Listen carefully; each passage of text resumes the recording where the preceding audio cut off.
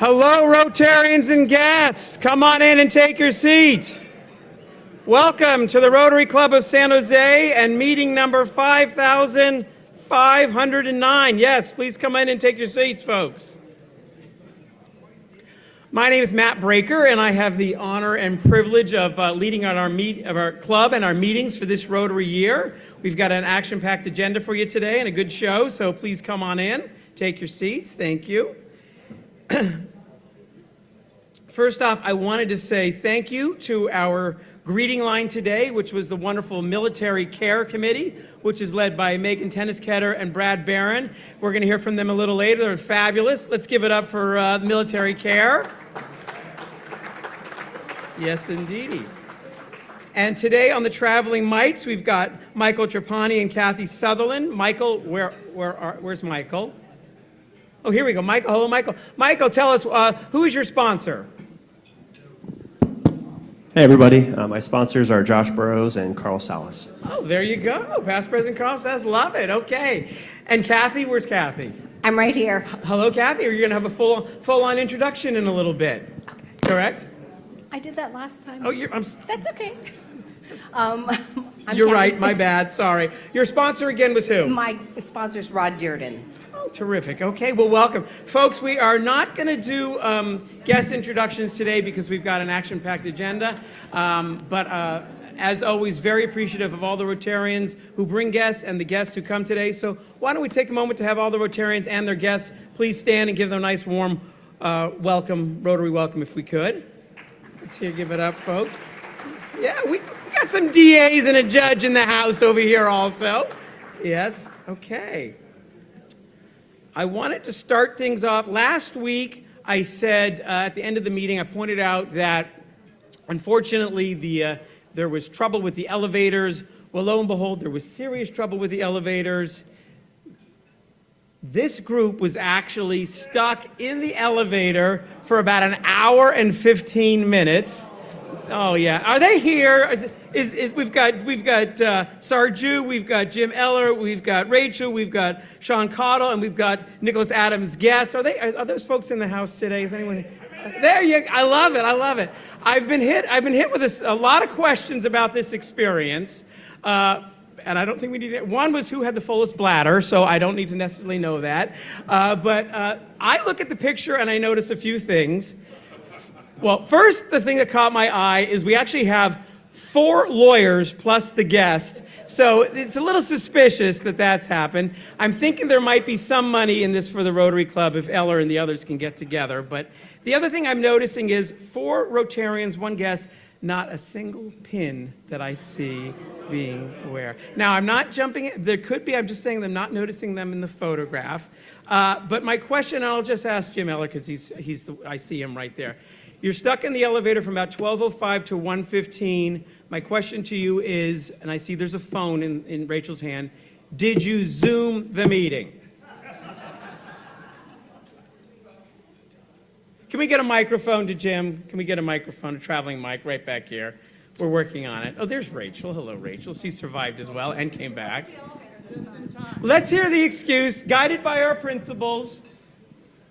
You know, first I'd like to say that one of the first things that happened in the elevator was that I called you. And you know, I thought as a Rotarian you would realize that I wouldn't call unless it was important, and yet you didn't pick up. And my reaction was, why is this clown calling me at 12:30? Yeah. But yes. So thanks for that help. So what was your question? Did anyone think to Zoom the meeting? Oh, you know, we were so busy trying to escape, trying to, you know, reconcile our fate. There was a lot of soul searching going on in the elevator. Looks like it, yes. You know, for example, you know, Sarju, like, the elevator jolted to a stop, so it was kind of scary. And within 30 seconds, Sarju turned around, faced the corner, and made a quiet call to his wife. Said, "I love you. If I don't make it back, I want you to know." So it was kind of like that. There was a lot of tension.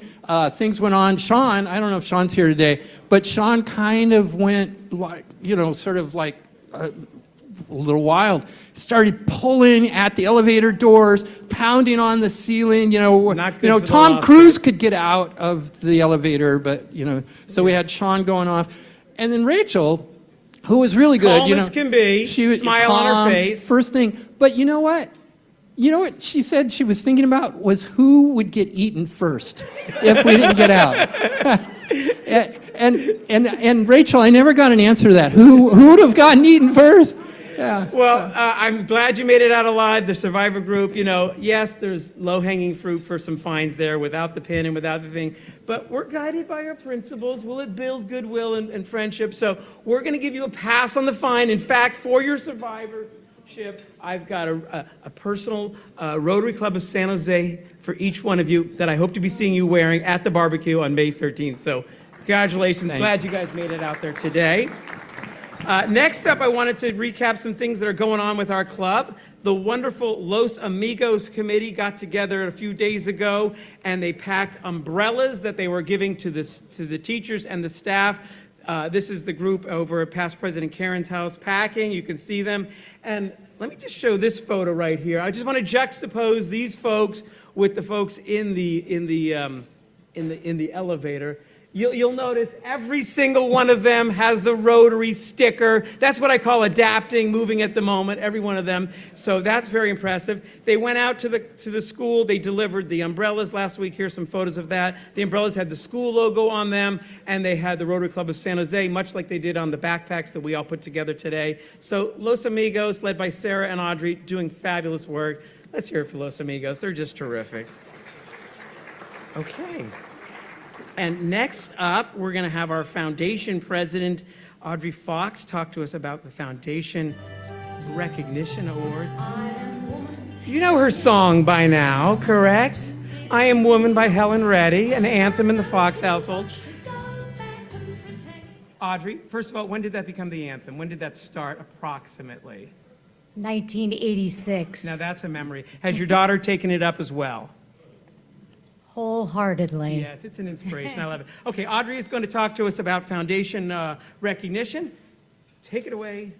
Right. Oh, yeah, you can do that one right. Yeah, perfect, exactly. Okay, thank you, President Matt. Okay, time to honor and celebrate. Today, we recognize members whose cumulative donations to the Rotary Club of San Jose Foundation have reached our highest milestone levels. Before we begin, a quick reminder of what's included when we aggregate donations for recognition. We include our annual campaign donations, our committee donations, our Ring the Bells, all of our gala support, which includes tickets, raffle, auction purchases, and paddle raises too. And in addition, contributions to special projects such as the Rotary Play Garden and Seeds of Peace. Last week, we recognized our foundation fellows and our ruby and diamond levels. Today, we celebrate our silver, gold, and platinum levels. Let's begin. If you are a new silver or gold fellow, please come up when I call your name so we can give you a pin and take a photo. Those who've reached the status of silver have contributed between $50,000 and $99,999. Our new silver fellows are Elizabeth Monley, John Hopkins, and Tim and Sandra Gill.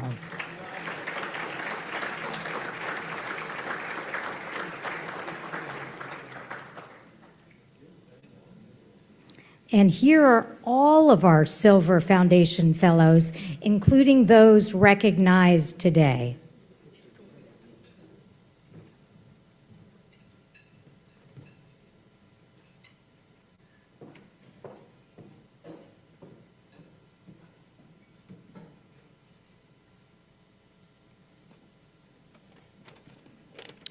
Okay, next let's recognize our new Gold Fellows. Those who've reached the level of gold have contributed between $100,000 and $249,999. Our new Gold Fellows are the Brezzo family, Dick Conniff, and the Ellenberg family.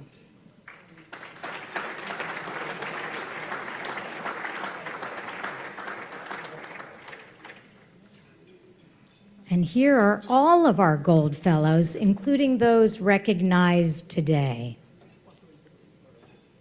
And you'll notice there are a lot of them.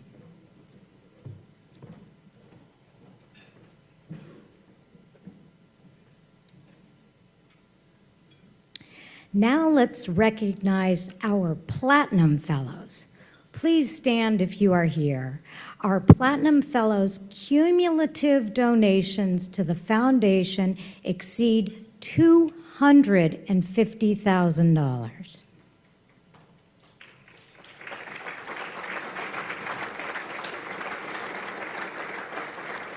Mike Block, Bert George, Sid Hart, Bob and Lenore Keeve, and Carl and Marianne Salas.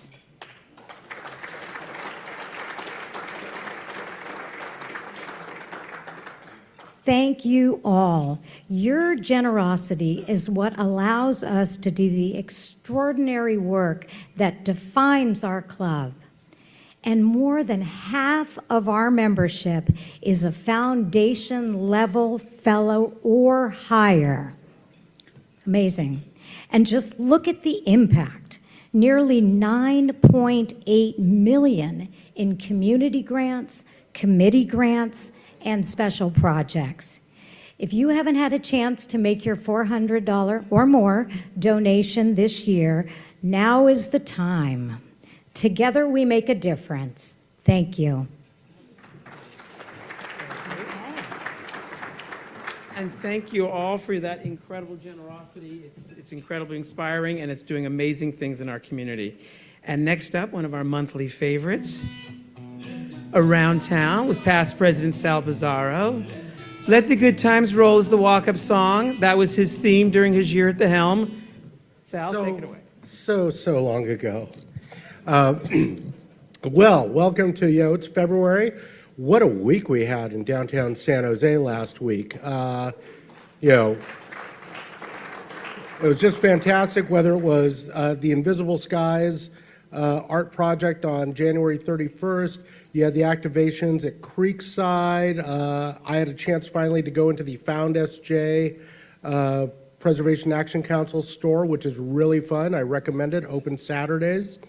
San Pedro Square was hopping, and of course we had the big block parties on Friday and Saturday. Thousands of people, drone shows, thousands more. Did anyone actually go out and enjoy something? I know I saw Shiloh, so it was a lot of fun. I'm working on a piece about how San Jose did and how it can improve for our next big stuff in March and in this summer. So if you have any thoughts about what worked or what could be improved on, you guys know how to contact me.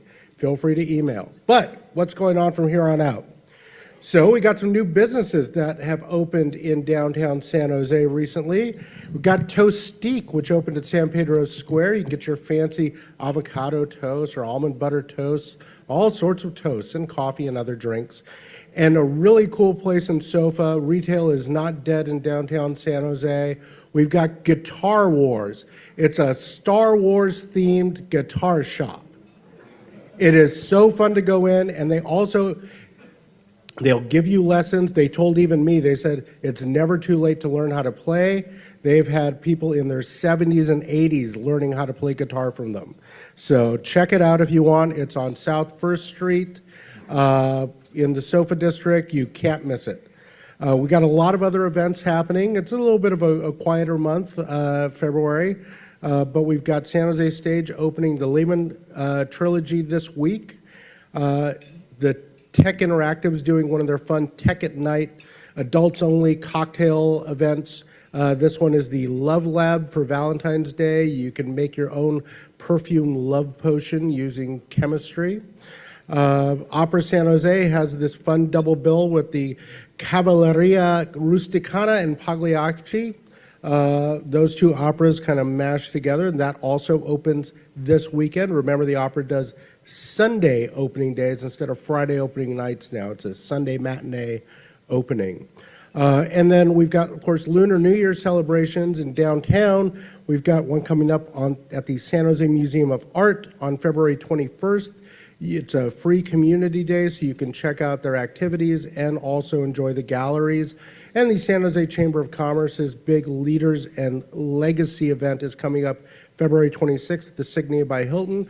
I'm mentioning this one because they're honoring one of our great downtown businesses, the Normandin family. We lost Lon Normandin back in December, and they'll be honoring the Normandins at that event. And that's what's going on in February. Lots of stuff happening in March, though, so I'll be back next month with a really full slate. Thanks. Thanks so much, Past President Sal. Next up, we've got an update from our wonderful Military Care Committee, led by Megan Tenniscatter. Show some love to Megan, folks. This or this? You'll go right here. Hello, everyone. I'm Megan Tenniscatter with the Military Care Committee. I'm going to take you on a quick trip of what we just did at the end of last year and what we've got going on for the rest of this year. Of course, we had the Veterans Day Parade on November 11th, and it was phenomenal. We had a great turnout from members of the club here, people who rode in the trolley and who marched in the parade alongside. I just want to give a big shout out to Ray Watts and MOA for making sure that this parade continues in downtown San Jose. And just so you know, we are planning for this year's parade. It is going to be on a Wednesday, so please save that date. It's going to be really fun. Then on December 4th, we all got together at Dave Silva's house and packed care packages and gift bags for veterans who are staying at the Defenders Lodge in Palo Alto, and these over the holidays.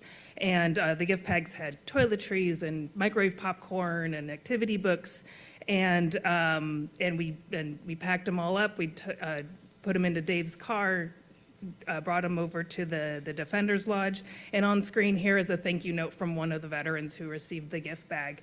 It's just, these are folks who have to stay and get treatment at the VA hospital next door, so they were really appreciated. And then on December 13th, we laid wreaths at Oak Hill Memorial Park, oops, wrong slide, where we had about 30 participants who helped lay wreaths. It was a quick work, and it really was a lovely day. So thank you, everyone who participated in that. Now, upcoming, we are going to be doing another game watch at the Defenders Lodge, where we're going to be watching the Warriors take on the Houston Rockets, and we will be serving dinner to the guests who are staying at the lodge, and that's going to be a roast chicken dinner and all the fixings, and it's something that has been really well received there. And my last thing is I'd like you to all save the date for Friday, April 17th. We are going to be hosting a networking mixer with San Jose State veteran students, and it's an opportunity for them to meet Rotarians, meet members of the business community, and be able to talk about their careers. So please save that date. More information is coming, and that's all I have for right now. Thank you very much. Thank you, Megan. Folks, the Military Care Committee is just thriving, as you heard from Megan. They've got a lot of things on the agenda. They're a vibrant committee. I encourage you, if you're looking for a new committee to check them out. They're just doing great things. Okay. Next up, we're going to hear about the Neurodiversity Committee with Deanna Prasai as the chair.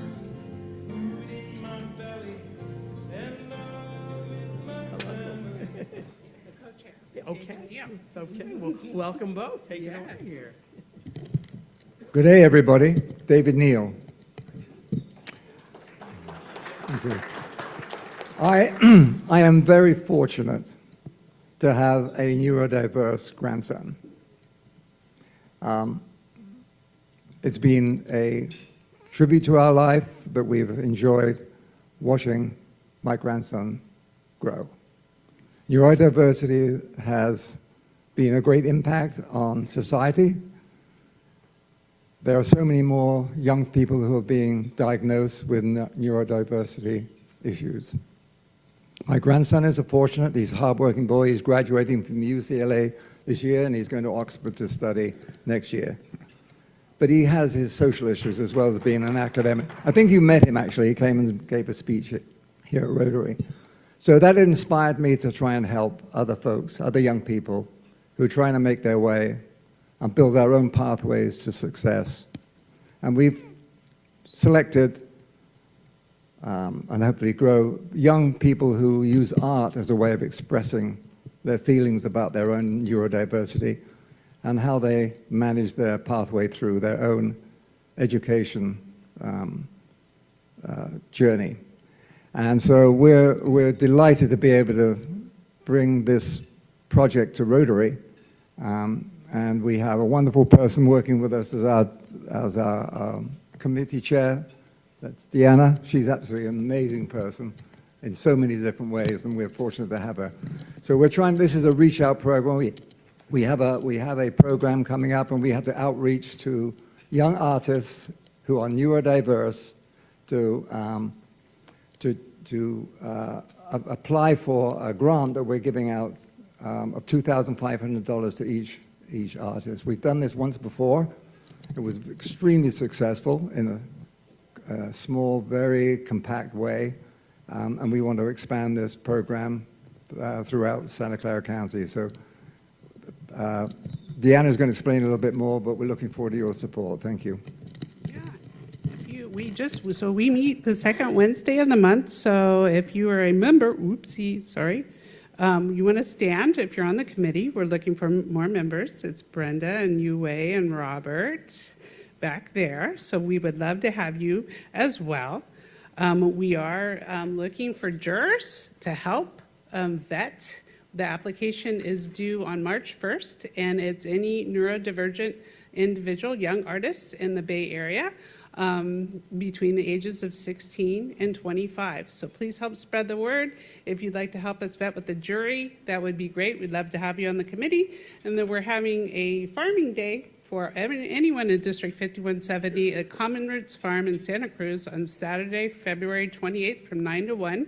Pizza lunch included, and the farm is fully wheelchair accessible. So if you've been there, it's a beautiful time to go. Thank you.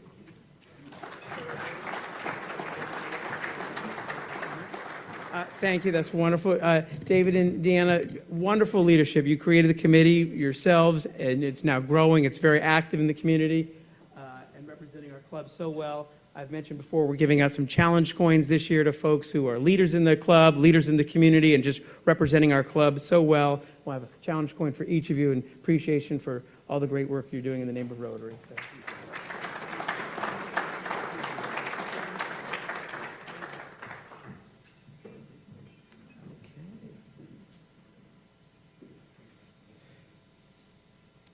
Next up, one of our favorite things, new member introductions. Or as I like to say, it's my watch says it's time to stand, folks. I think you know the routine now. Everybody on their feet, if they could. We're going to be introducing a new member today, Jan Berthold.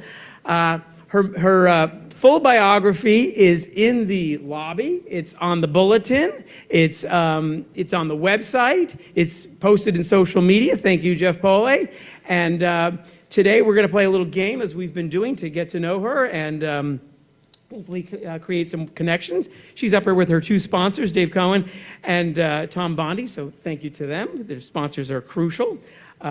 We know the routine. I think I'm going to ask a series of either-or questions. If you have the same answer as her, remain standing. If you have a different one, take a seat, but keep listening. You might have other things in common, and we're going to see if we've got some folks that we can create some connections with her. So, Jan, are you ready? I'm ready. Step forward if you would. Are you folks ready? Okay, let's do it. Here we go. First question. Morning person or night owl? Morning. All the DAs are seating, they're night owls, but okay. Next up, tea or coffee? Coffee. Adventure vacation or stay by the pool, cocktail in hand? Adventure vacation. Okay, well, got to keep going here. Would you rather attend a play or a concert? Concert. Look at this. I'm glad I've got this going here. One more question. True crime or fiction? True crime. I like it, true crime. Okay, we got some folks still standing. If you're standing, oh my God, I may have gone a little too far. We've got 4 folks. If you're still standing, please come over and introduce yourself to Jan. Make her feel welcome in the club. Invite her to sit with you. Talk to her about the committees you're on. Invite her to join that. And with that, let's everybody stand up and give her our usual Rotary welcome. Thank you, Jan. Thank you. Am I supposed to say something? I want to thank Tom Bondi and Dave Cohen. I'm very grateful to be part of the best Rotary Club in the U.S., and I look forward to meeting all of you. Thank you. Okay. And here are some fun facts about Jan. Take a look at those if you would. Okay. A few announcements. Folks, the club's about doing big things. We do many things in the community, but as I think I mentioned a few weeks ago, several years back, the club was so inspired by the incredible playground that we created that we decided to do a next big project. And every 5 or 6 years, we're saving money in the process, get together and do a next big project in the community. We did the Rotary Health Mobile a couple years ago that is out serving people all throughout the community. And well, we're getting ready to do it again, folks. So we have the applications. If you'd like to serve on that committee online, you'll see them when you get the bulletin. You can see them on the website. I encourage you. It's a short application to apply. We're going to put together a committee of about 9 folks, and they're going to have the task of finding out what's going to be the next big project for our club. So check that out and apply if you want to be a part of that. One of our regular programs that everyone loves is the Rotary Oscar program. It's on February 25th. It is led by past President Brian Adams. As part of that, we have an opportunity to vote, make some predictions for the upcoming Oscars. Here's the QR code. I encourage you to download that. This gives past President Brian a little material to work with, so the more that participate, the better. And we'll have that's always a great turn. Also a great Wednesday to bring guests. So I encourage you to bring some guests to that. It's a fun, lively meeting and interactive. So please put that on your calendar. We've been doing monthly mingling sessions out and about with the downtown group and the Chamber of Commerce. Emily Rubikov is leading that, and we've got our next one on February 19th at 5 p.m. at Scott Seafood. So glad we can continue our partnership with Scott. Come out to these. It's a great opportunity to meet Rotarians you don't know, other people in the community, have a cocktail, meet, mingle, schmooze, nosh. That means mingle and eat. They're well attended, and I encourage you all to be there. Other ideas that are coming, things that are coming up. March 28th is our gala. If it's not already on your calendar, please put it there. Tickets are selling fast. April 25th is the Fish Day. This is always a wonderful event. We'll be going to hearing from Todd Trickell in a couple weeks and about signups. It's a staple as a part of our club, and it's a wonderful event. So put it on your calendar and try to attend. And as always, we've got a spring barbecue coming on May 13th. Hope it's on your calendar now. It's going to be another smash hit, some live music. We're going to be giving out a gift certificate for $100 to the Rotarian who brings the most guests. So great opportunity to bring guests as well.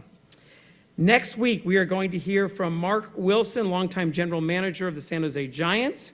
Going to be a great talk, 38 years in the minors and nothing minor about minor league baseball. But today, for the main event, we've got Professor Amanda Tyler, and for the introduction, we will hear from Jim Towery. So show some love to Jim Towery, folks.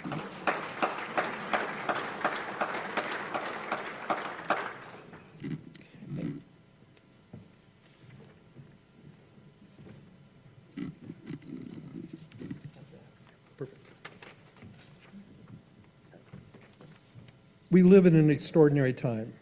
One proof of that is it seems like every day we turn on the news and hear about the constitutional crisis du jour.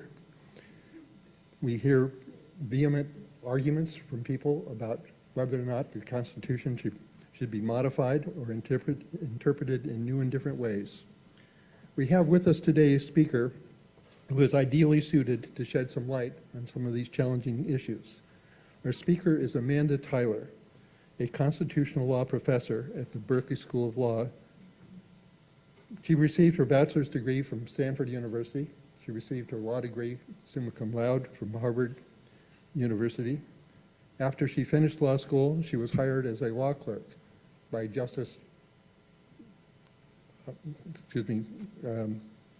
Ruth Bader Ginsburg, and she co-authored a number of books with Justice Ginsburg, many having to do with a legal doctrine called, excuse me just a moment, the writ of habeas corpus. And you'll hear more about that writ in just momentarily. In her spare time, which probably is very scarce, Professor Tyler likes to run marathons. She's run 22 so far this year. Not this year, in total.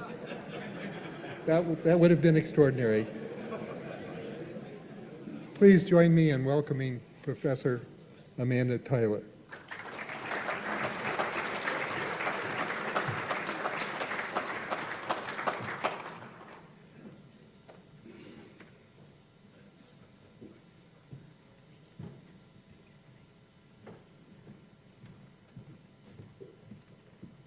Thank you so much for having me. It's a real privilege to be with all of you.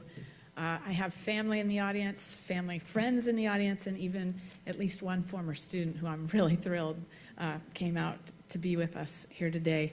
I want to talk to you about a book project on which I'm currently working. It is a labor of love because it is an opportunity to tell a story about two really inspiring individuals, inspiring Americans, during another time in our country's history when the Constitution was under attack, shall we say, and when we as a country had to decide what kind of a country we wanted going forward. The story begins with the bombing of Pearl Harbor on December 7th in 1941.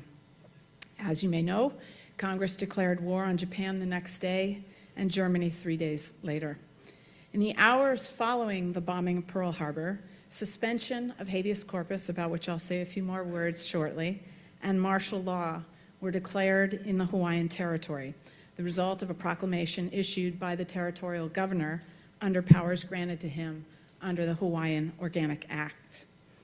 On the mainland, including here in California, there never was a suspension of habeas corpus, nor did Congress ever debate taking that dramatic step, which had not been taken since the Civil War and Reconstruction.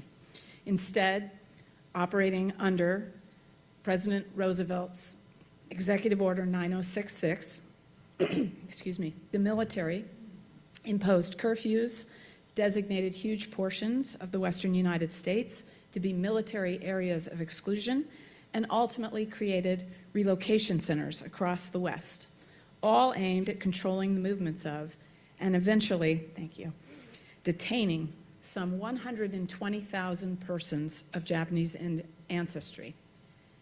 120,000, 70,000 of whom were natural-born American citizens born here on American soil. It's worth noting at the outset that the citizenship numbers of those who were incarcerated by the government would have been higher had citizenship laws in this country at the time not prohibited all Asians from the ability to naturalize as immigrants. And that only ended with the Immigration and Nationality Act of 1952. In the immediate response to Pearl Harbor, the government did many things. Within 24 hours, President Roosevelt designated Japanese, German, and Italian citizens inside the United States to be alien enemies and ordered those deemed dangerous to be taken into custody. Before all of this, it bears noting that many government reports had cited the Japanese American community as posing a very low risk in the event of war, and indeed as possessing a very high degree of loyalty to the United States. In numerous reports, including one issued in January of 1942, military, naval intelligence, and the FBI all underscored this high degree of loyalty and extreme low risk of any kind of domestic sabotage. Indeed, the FBI declared that they had everybody who posed a danger either already in custody or under surveillance.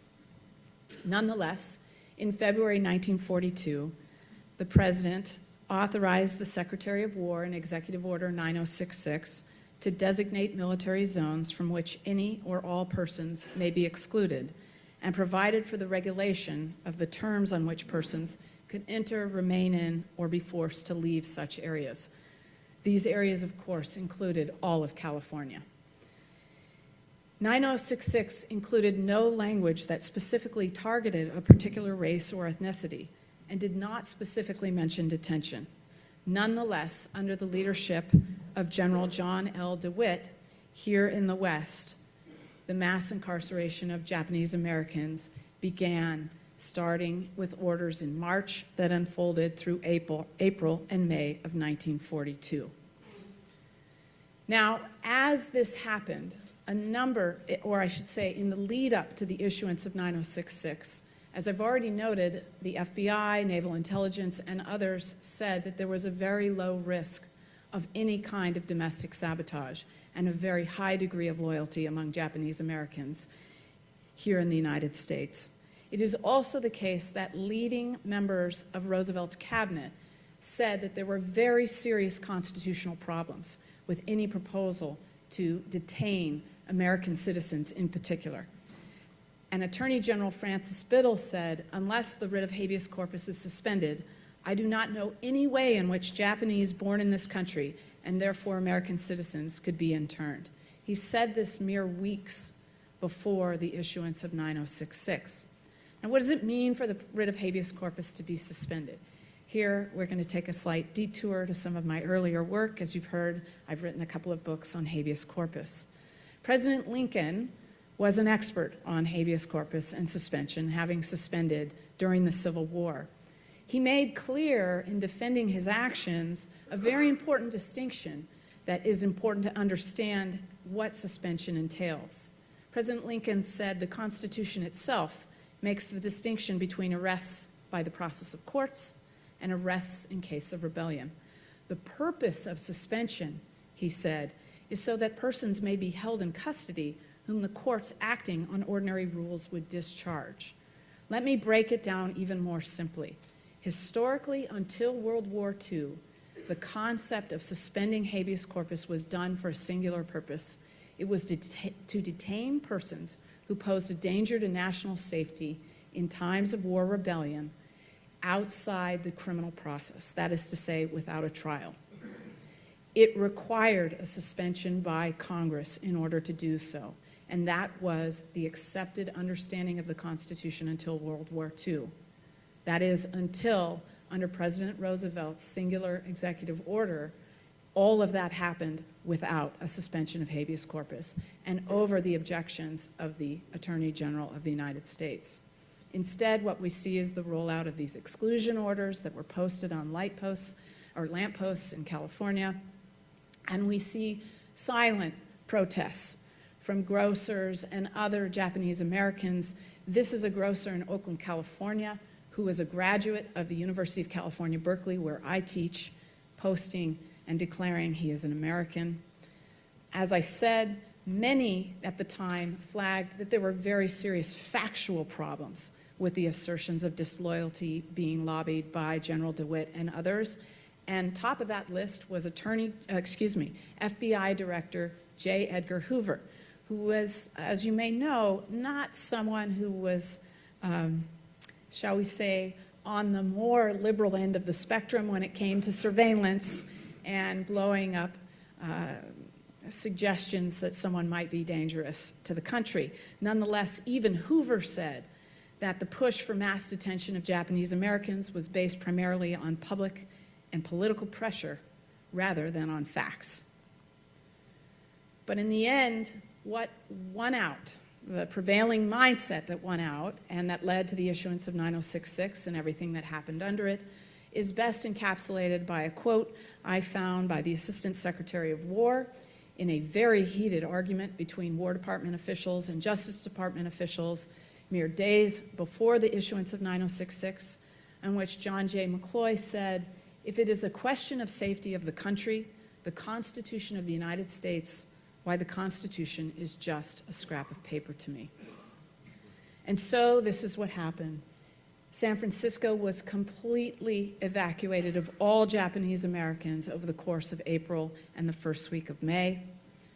Families were told to report to assembly centers and told that they could only take what they could carry. In most cases, one suitcase. I read of one young mother who filled that suitcase exclusively with diapers, not knowing whether she would be able to get them in the camps. Generations of Japanese Americans reported to the camps, and they were sent first to assembly centers. This is a picture of Tanforan, which you might know today houses a mall, but at the time was a horse track like Santa Anita in Southern California.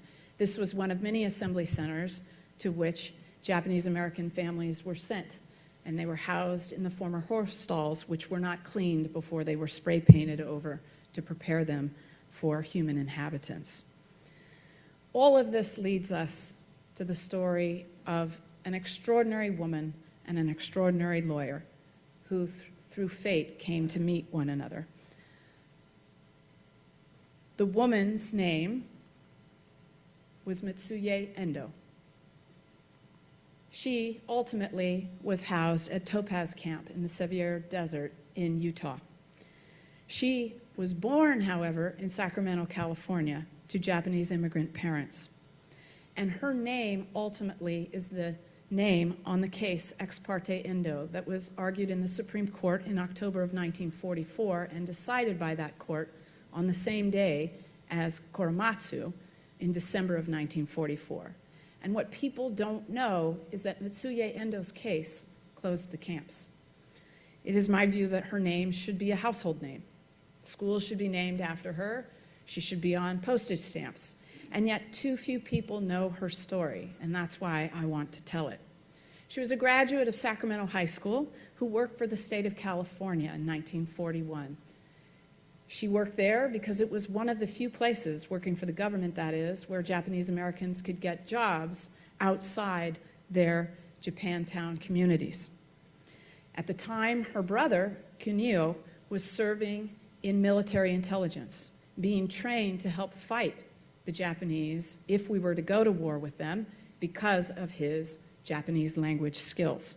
He would go on to serve in the Pacific and earn, among many other decorations, a Bronze Star. But for his sister, Mitsuye, she experienced being fired first by the state of California based on a blanket assertion of disloyalty, and then with her family being sent to the Willarga Assembly Center north of Sacramento in May of 1942, after which they were sent to Tule Lake Camp in Northern California on the Oregon border, after which they were transferred during a major transfer that happened in September of 1943 to the Topaz Camp in Utah.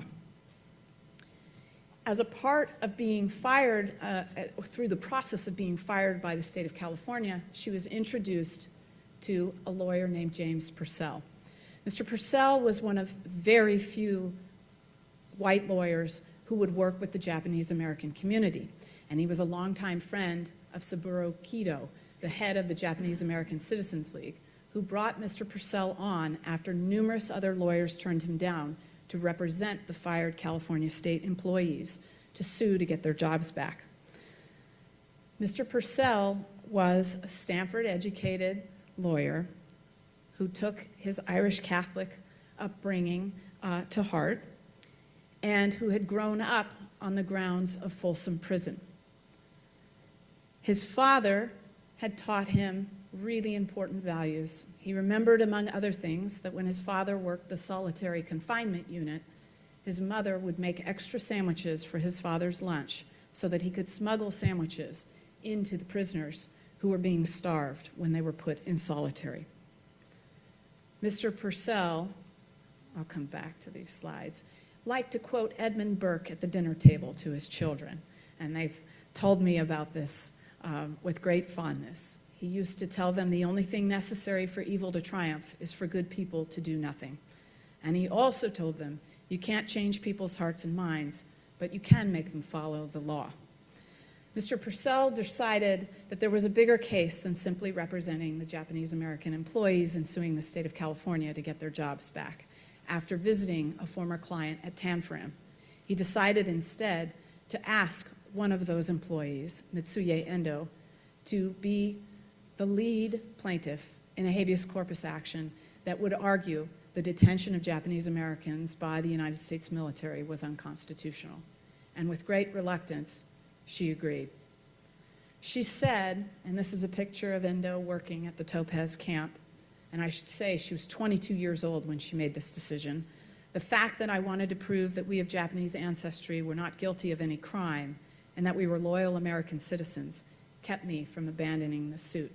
And I'm going to talk about that abandonment in a moment.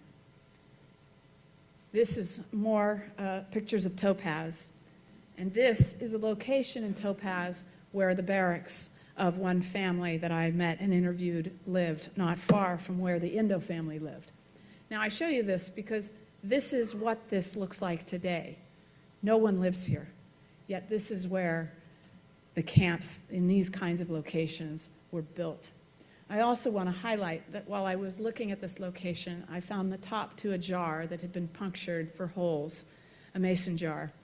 I had interviewed a month before a woman who had been a young girl living on that very location, and she described to me catching scorpions with mason jars and puncturing holes in the top of the jars. This is a jar top that I found on the location where she lived, and she was quite moved to see that. Now, getting back to Endo, her case became the case that closed the camps. Working together with Purcell, they prepared a habeas corpus petition. She sent him information about the camps, particularly at the outset about Tule Lake Camp, the number of guards, the barbed wire that housed those who were being detained there, and lots of other details that he then put into her habeas corpus petition. Right away, her case drew the attention of leaders in the Justice Department in Washington, D.C. It also drew the attention of people here in California, including a name you might know, Earl Warren, who was Attorney General of California at the time and was running for governor. He filed briefs in support of the military in the case, in which he argued that California was in a state of martial law, and therefore the military should have free rein during 1942, when all of this began. Nonetheless, Endo and Purcell stayed the course and pursued their case all the way to the Supreme Court, because there was, as any good lawyer knew, a great deal of merit to the arguments. Indeed, the Attorney General had already said it would violate the Constitution to incarcerate Japanese American citizens. The Justice Department became very, very nervous about her case. And the leader of the War Department, a lawyer named Herbert Wexler, who I should note wrote the great treatise about the federal courts called Hart and Wexler's The Federal Courts and the Federal System, of which I am now a successor editor. Herbert Wexler, an expert on habeas corpus, knew that Endo's case posed a great challenge to the legality of the camps. And so together with a team of lawyers in Washington, began the process of rolling out a policy that allowed Japanese Americans to apply to get out of the camps if they could line up employment anywhere except for the West Coast. They were never allowed during the war to come back to the West Coast. In doing so, the Justice Department lawyers laid the groundwork for an argument they would later make to the Supreme Court, specifically that all those who remained in the camps after this policy was rolled out, and I should note that was over 80,000 persons, so getting out of the camps was not easy, all those persons were staying in the camps voluntarily. That was the argument that was made to the Supreme Court. But Mitsuye Endo, even at her very young age, refused to budge. She refused to leave the camps because she knew, as she'd been advised by her lawyer, James Purcell, that if she left, her case would become what we call in lawyer speak moot. There would no longer be a challenge to the camps. And her case, it is important to note, is the only one that directly challenged the constitutionality of the mass incarceration.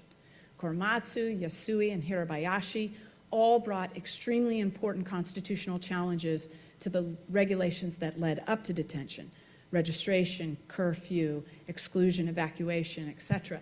But hers was the only direct challenge to the camps outright. And for that reason, the Justice Department lawyers, growing increasingly nervous, offered her outright release from Topaz, the opportunity to leave in 1943. Now, at this point, 2 of her sisters were in the process of leaving. The man she had met a year earlier at Tule Lake Camp, who became the love of her life, the man she was married, had left. All of these people were waiting for her in Chicago, and she remained at Topaz. But she knew she had to turn it down and stay in order to keep her case alive, because it was not just for her benefit, it was for the benefit of everybody else. And so she stayed. She stayed almost 2 extra years at Topaz to keep her case alive. She said, "The fact that I wanted to prove that we of Japanese ancestry were not guilty of any crime, that's why I stayed. That's why I stayed." FDR, throughout all of this, is refusing to close the camps. The word is out, he will not even consider doing so until after winning re-election in 1944. And it is in the month before the election that the Supreme Court hears arguments in Ex parte Endo, and all of the justices decide she has to be released. But then some very interesting things happen. The court holds up the case. The Chief Justice sits on the case.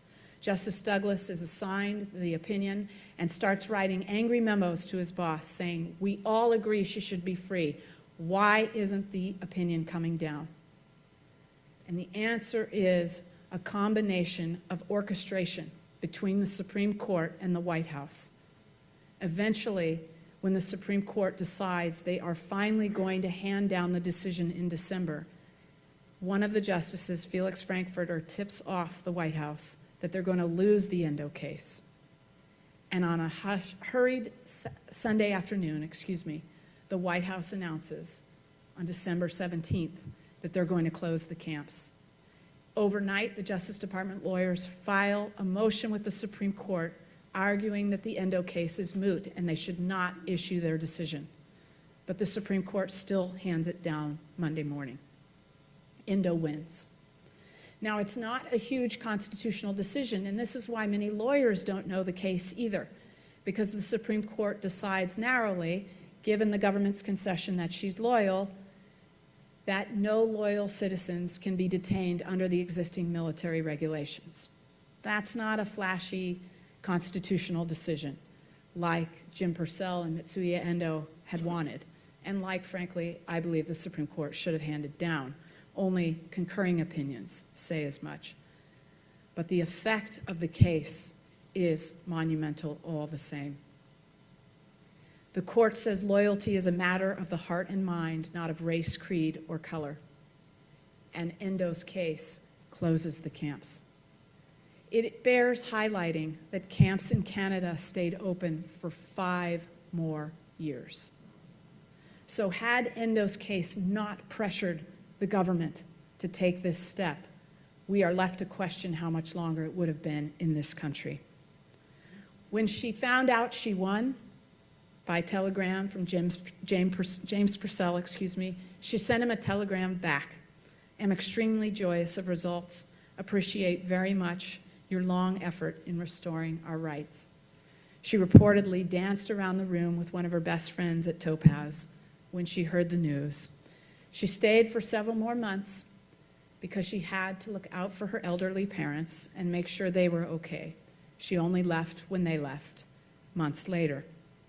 She went to Chicago because she didn't want to come back to California. The memories of what she had experienced in 1941 and early 1942 were too painful. But she met up with Kenneth, who she'd met in the Tule Lake camp, and they got married and had a family. She worked on race relations for the city of Chicago, and she very quietly and very humbly never talked about her role in closing the camps. But 30 years after the fact, in one of the very few and very rare interviews that she granted, she did allow herself a moment to say, "I showed people what I could do."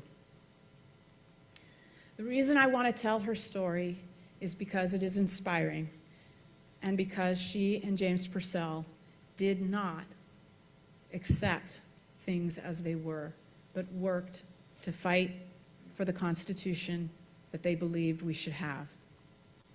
And it's also because we have to be careful, as always, of history repeating itself. As Justice Scalia once said in a speech to a group of law students in 2014, of course, Korematsu, one of the companion cases, was wrong. And I think here he's referring to the entire historical episode. But you're kidding yourself if you think the same thing will not happen again. That is why I think it is so important to study this chapter in American history, to ensure that this story continues to be told and that we honor Mitsuye Endo and all of those, like James Purcell, who helped fight back. Thank you. And I'd welcome your questions.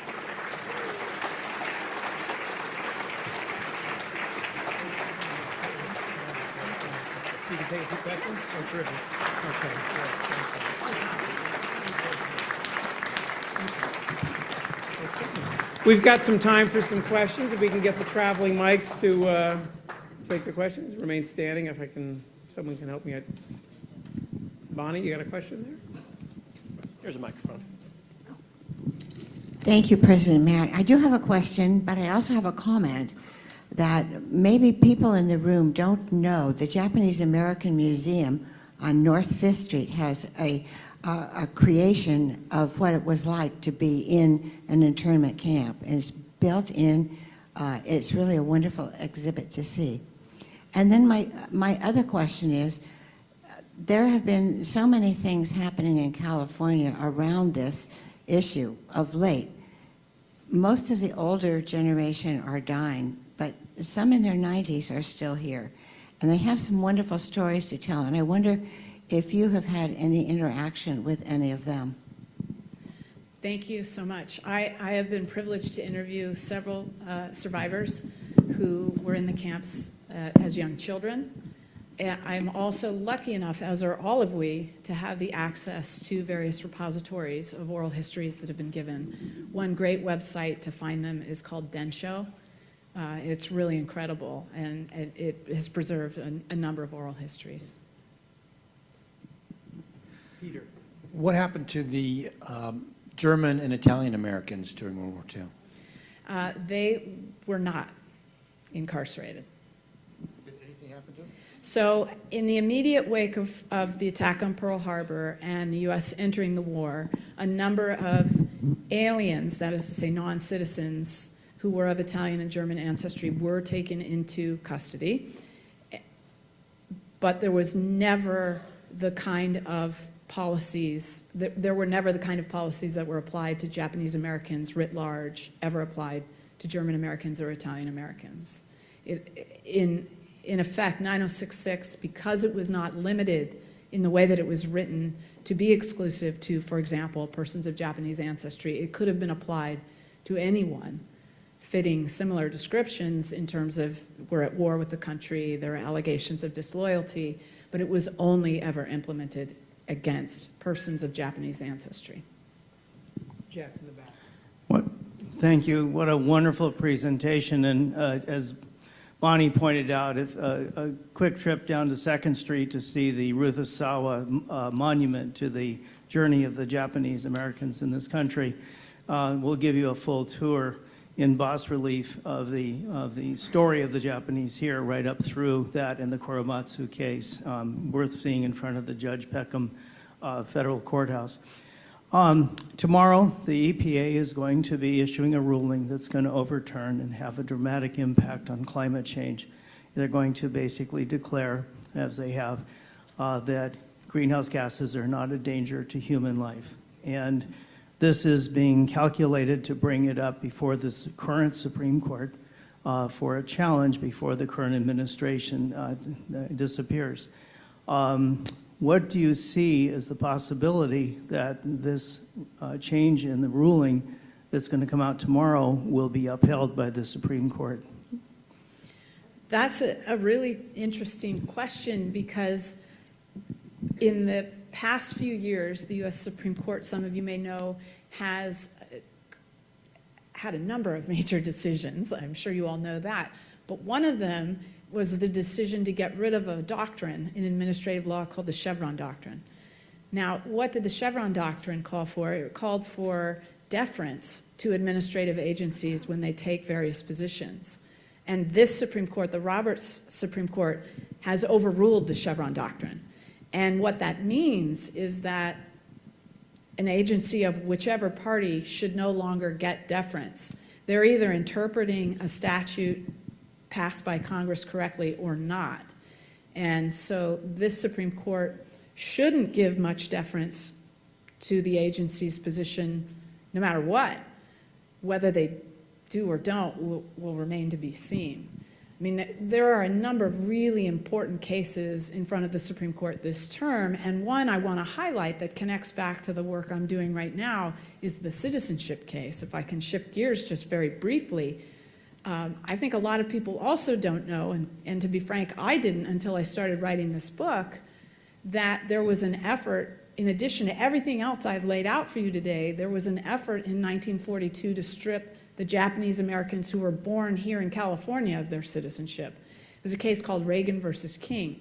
And the argument that was made that went all the way to the Supreme Court, although the court did not grant review, was that if you were born to parents who were ineligible for citizenship, you couldn't be a citizen. And that's similar to the argument that's in front of the Supreme Court this term. So there are a lot of big issues in front of the court this term. That case, I should tell you, had a very dramatic reception at the courts. The same judge who presided over the conviction of Fred Korematsu for refusing to evacuate California and report to the camps held that the argument being made against the citizenship, to strip citizenship, was frivolous. The same judge. And then the case went to the Ninth Circuit, which is the federal appellate court that oversees California and the western states and is between the trial court and the Supreme Court. And that court, when it heard arguments in the case to strip citizenship of Japanese Americans, heard the challengers who were trying to strip citizenship and then told the other side, we don't even need to hear from you. The case is frivolous, and rejected the argument. So it's very interesting that we're still debating some of these same issues. That's all the time we have for questions, but the professor is going to stick around if you want to ask her questions afterwards. But wonderful talk. Professor Amanda Tyler, thank you.